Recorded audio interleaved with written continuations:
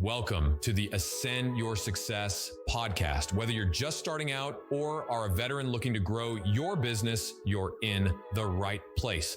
Join us to learn how to achieve financial freedom while working and living life on your own terms. Hear valuable insights, strategies, and interviews with successful entrepreneurs. Get ready to achieve the success you've always dreamed of. Ready? Let's go. What's going on, guys? My name is Wyatt Reed, and this is the Ascend Your Success podcast. And today I get to talk to my friend Keith Gillespie. Did I say that right? Gillespie? Yes, sir. You sure did. Awesome. Good Awesome, work, man. Thanks. Dude, Keith is, I read in your bio, man, and it blew me away. Like, I need to work on my bio a little bit, apparently. I use ChatGPT a little bit to help me out. Not gonna lie. Love it. Love it. Thanks, Well, man. Just to introduce you a little bit, Keith's the founder of REI Automated. It's an all-in-one solution for newbies in real estate investing to kind of scale your business up and without having to cold call or lowball, which we know happens all the time. Yeah. It says you've invested in 34 states, raised over $10 million in capital, so I'd definitely love to talk to you about that. Yeah. And you've helped over 400 students, man. This is amazing. Thanks, man. Thanks. I need to update that. We're over the 500 student threshold. Dude, let's go. now. Let's go. Yeah. That's awesome, man. That's amazing. So Thanks for having me, man. obviously Cool. it takes a lot to build that, a lot of time, effort, money, blood, sweat, and tears, right? Yeah. So tell me a little bit about like getting started in real estate and what that looked like for you. Dude, getting started, we had a rough go at it. I got started in 2016.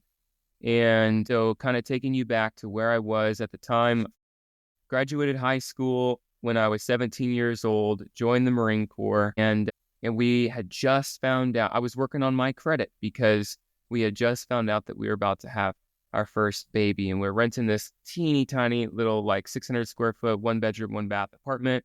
We're now going to have a kid. Where are we going to put her, And so we were going to go buy a house. And so I was working on my credit.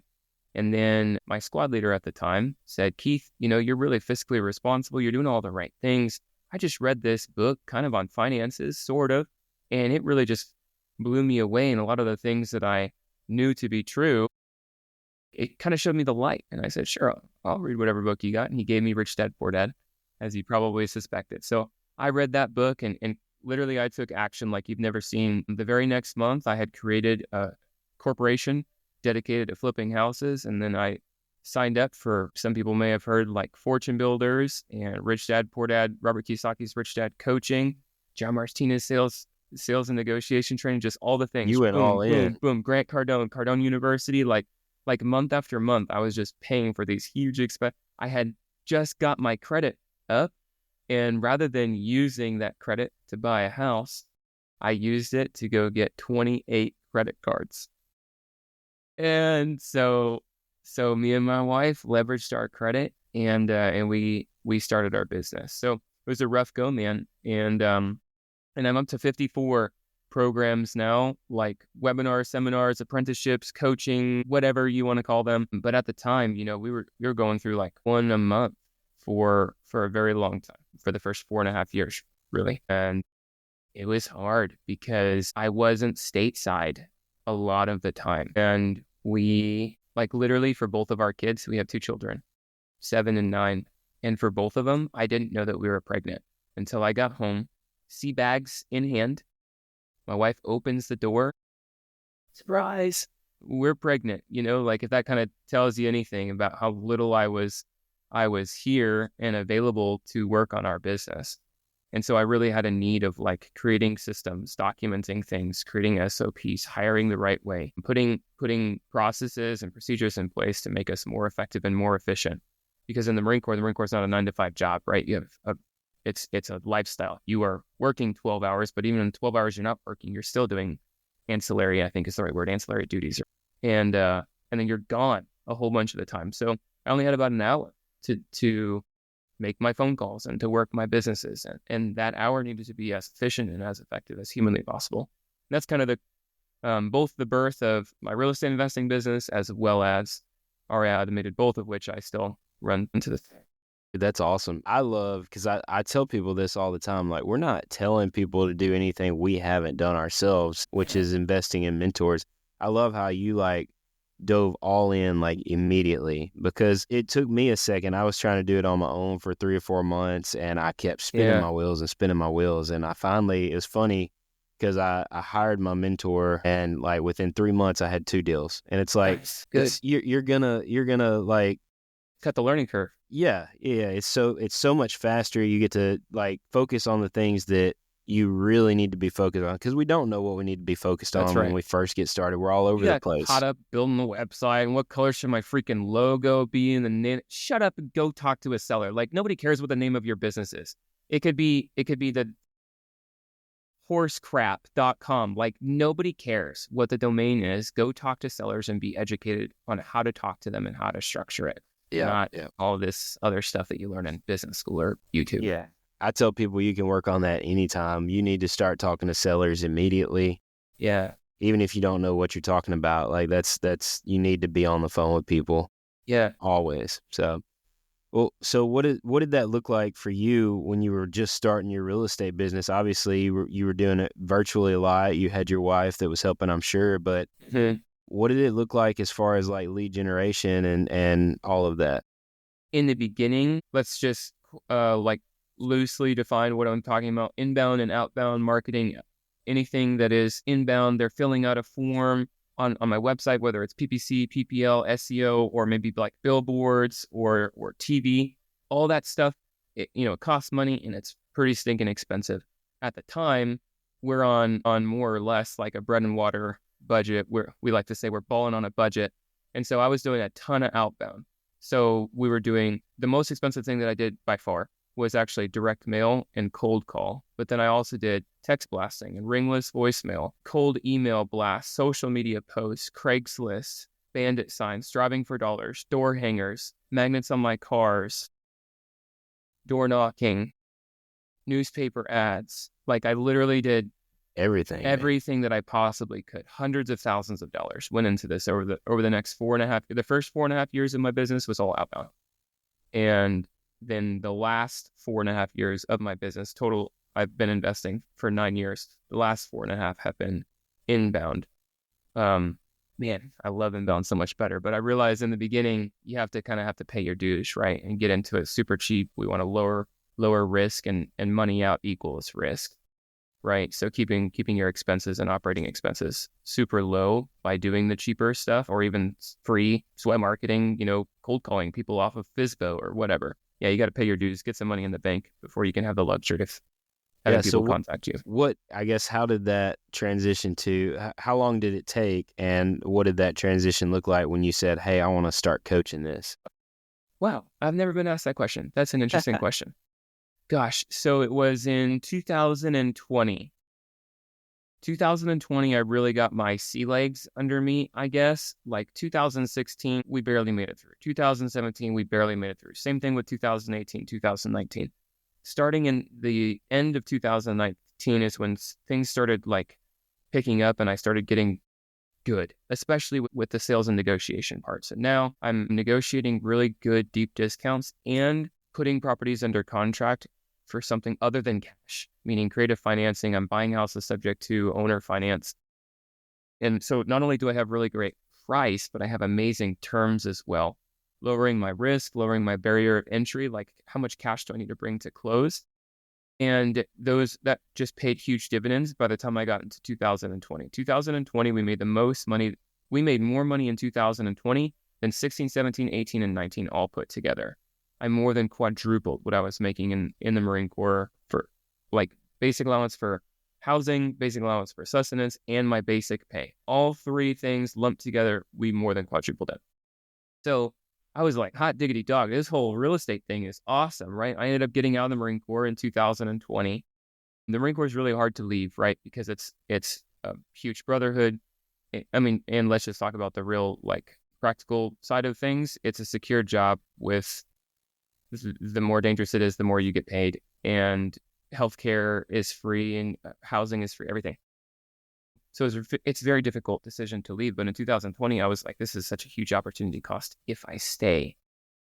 And I had reached out to my mentor, who was, bringing me onto his calls, being like, dude, what the heck are you doing? Like, how are you able to do this? Weren't you just in China last week? And like last time I talked to you, you're in Guam and then Guadalcanal and then whatever, like I'm on a boat with Wi-Fi, and I told him, I was like, dude, it's the operating system that we built. It's really helping me prioritize my time so that I'm only doing the things that are going to move the needle.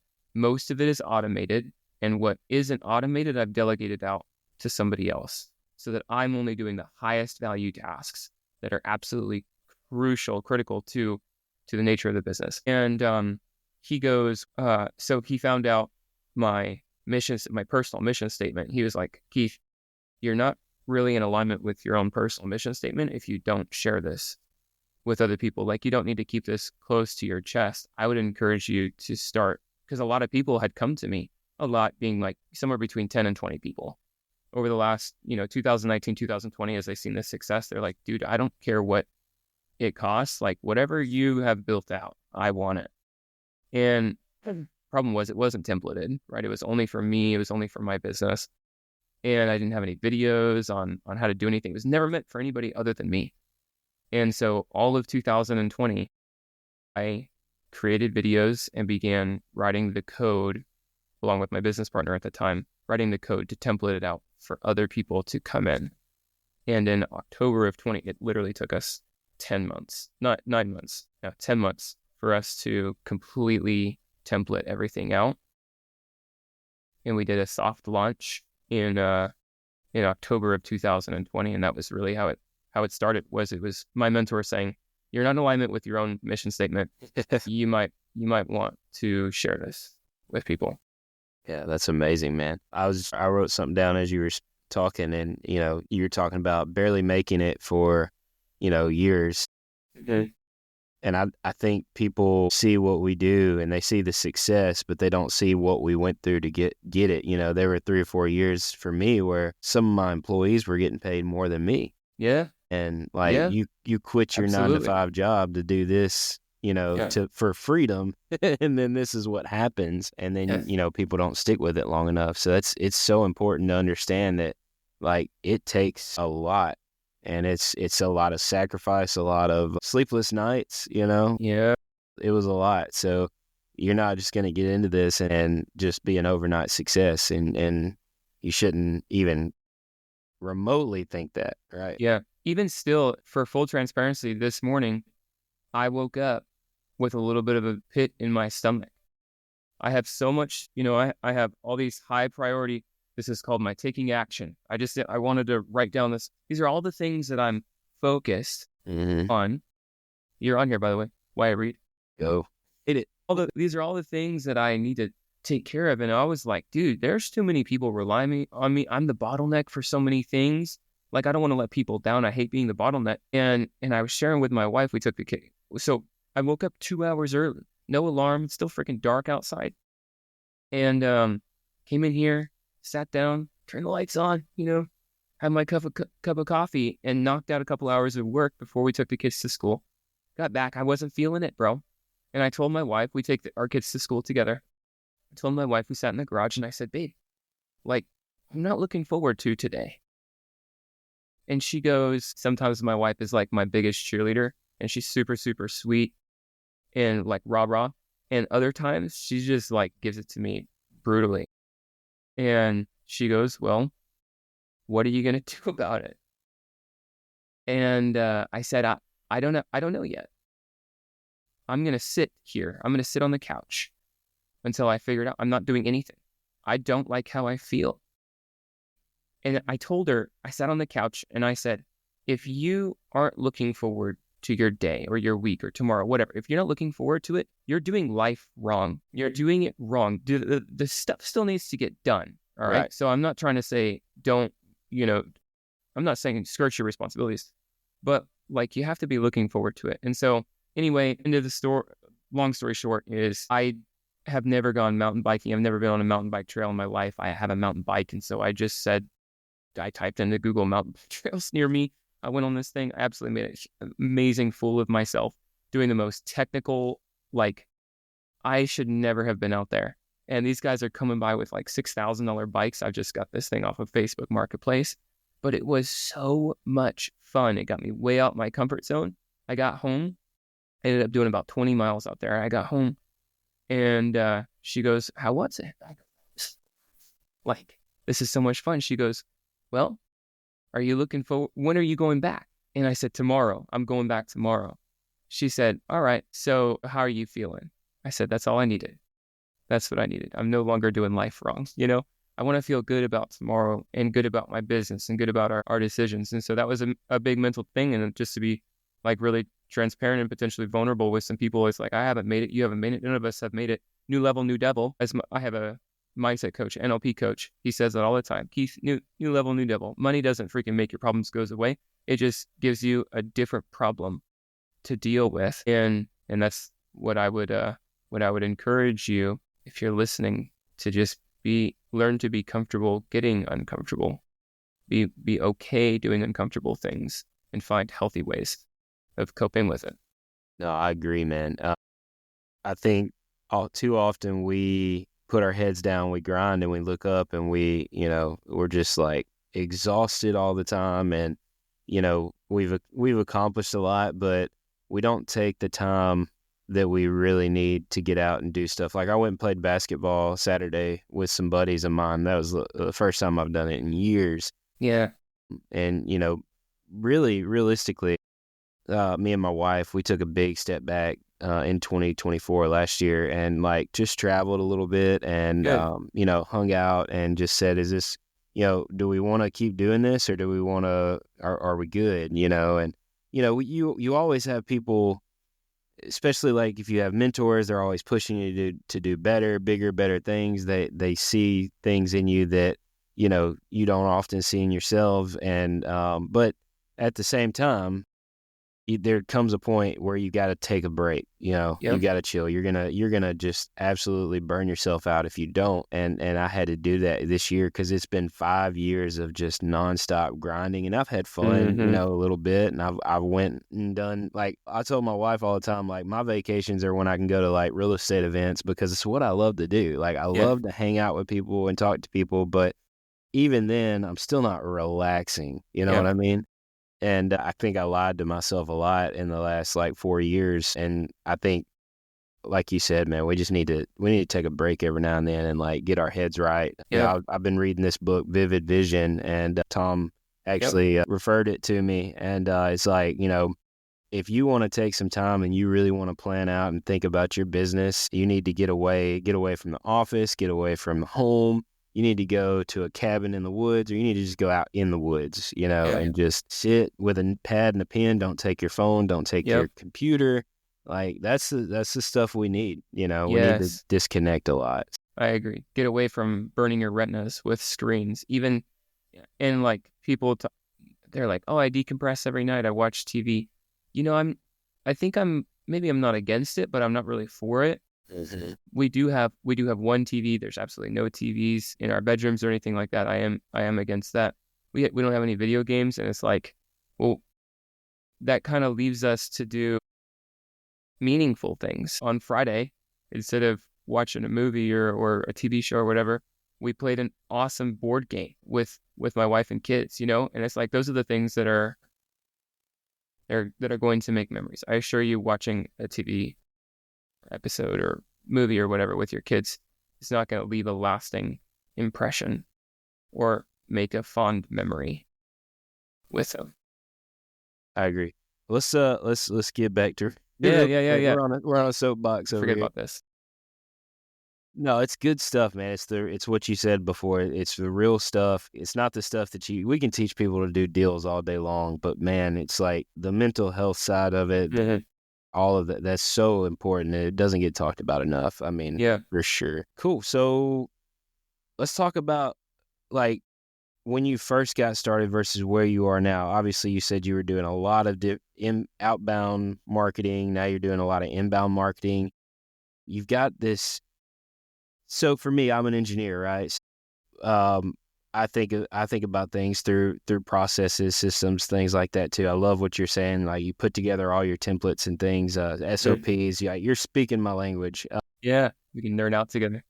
So let me ask you a question. Do you find it do you have two separate things to where it's like, hey, you're a beginner, like this is what you need to do to get your first deal, and then like once you get your deals, like then we're gonna automate it, or is it just all one thing to where it's like, hey, this is how you do everything and this is how you put systems and processes in place? Like, can you walk us through kind of like how you coach somebody that's brand new? Mm-hmm. That is a fantastic question. I don't know how much customization you do for your questions with podcast guests, but that was It's exceptional. off the rip, man. That Off was the rip. exceptional. Really great question. So I don't believe in there's one right way of doing something. I'm very, very against somebody pushing their agenda. You will catch me so many times saying, this is what I will be.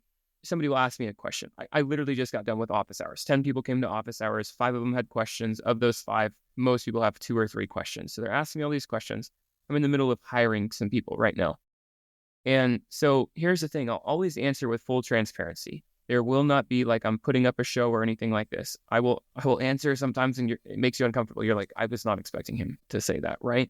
And so I'll say, here's what I'm doing, but here's what you need to know about what you may need to be doing differently. Like knowing your circumstances are a little bit different than mine.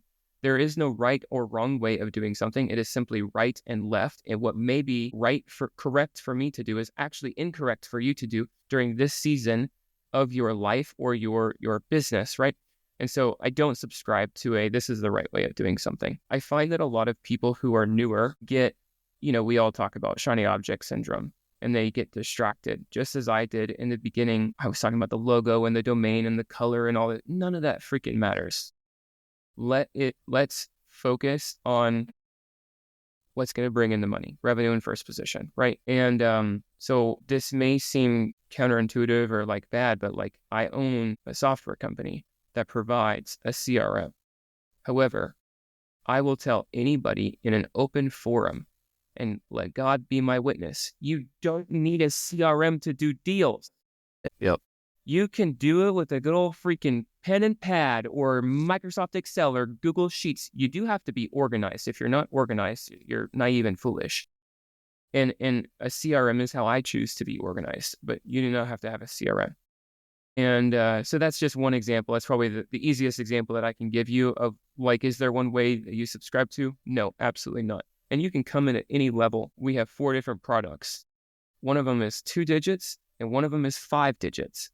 Like you can come in at where are you? I ask these people all the time. People are like, how much does it cost? Well, where are you?